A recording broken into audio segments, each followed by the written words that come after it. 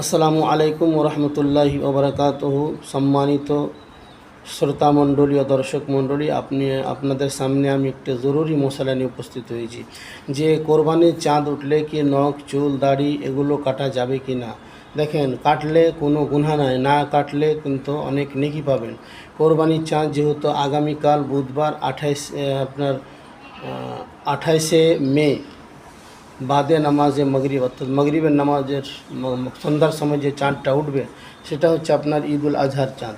এই চাঁদ উঠা থেকে নিয়ে কোরবানির দেওয়া পর্যন্ত যদি আপনারা এই সব কাজ থেকে বিরত থাকেন, অর্থাৎ চুল কাটলেন না, নখ কাটলেন না, মোচ কাটলেন না, এগুলো থেকে যদি বিরত থাকেন, না কাটেন এবং কোরবানি দেওয়ার পরে যদি কাটেন, তাহলে রাসূলুল্লাহ সাল্লাল্লাহু আলাইহি সাল্লামের হাদিস দ্বারা প্রমাণিত হয় যে অসংখ্য সওয়াব নেকি আপনি পাবেন। এবং কোনো ভাই যদি অতি দরকারে যদি কেটেও নেন তাহলেও কোনো অসুবিধা নেই। এবার কোরবানি যার নামে হচ্ছে সে কাটতে পাবে, আর যার নামে কোরবানি হচ্ছে না সে কাটবে, এরকম কোনো মশলা নাই। যার নামে কোরবানি হচ্ছে সেও যদি এই নিয়মটা পালন করে সে নেকি পাবে, এবং যার নামে কোরবানি আছে সেও নেকি এই নিয়মটা পালন করলে নেকি পাবে।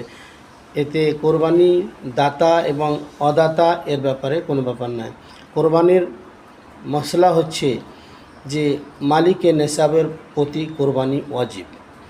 এই মালিকে নেশাবের প্রতি ওয়াজিব, আপনারা অবশ্যই যিনারা মালিকে নেশাব নিজের নামে আগে একটা কোরবানি দেবেন। আমরা আমাদের সমাজে প্রচলিত কি যে একটা কোরবানির ভাগা নিলাম, আজকে হয়তো এই বছর হয়তো আব্বার নামে দিলাম, সামনে বছর মায়ের নামে দিলাম, তারপরে দাদা দাদির নামে দিলাম, কিন্তু দেখা যাচ্ছে যে মালিকে নেশাব নিজের নামে কোরবানি দেয় না।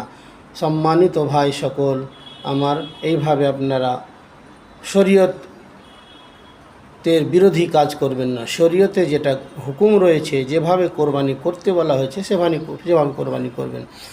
আপনার উপরে কোরবানি ওয়াজিব আছে, আপনি আগে নিজের নামে একটা কোরবানি হালাল করবেন। তারপরে যদি আপনার সামর্থ্য থাকে তো আপনি আপনার আব্বার নামে, মায়ের নামে ইসালে সওয়াবের উদ্দেশ্যে কোরবানি করতে পারেন।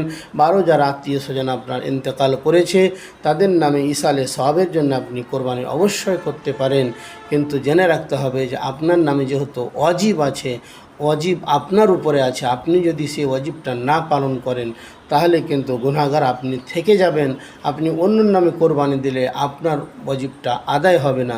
সেহেতু আমরা যাতে সজাগ হয়, আমরা যেন অবশ্যই মালিক যে নিসাব, যে বাড়ির অভিভাবক মালিকের নিসাব রয়েছেন তার নামে কোরবানি অবশ্যই আপনি হালাল করবেন বা দেবেন।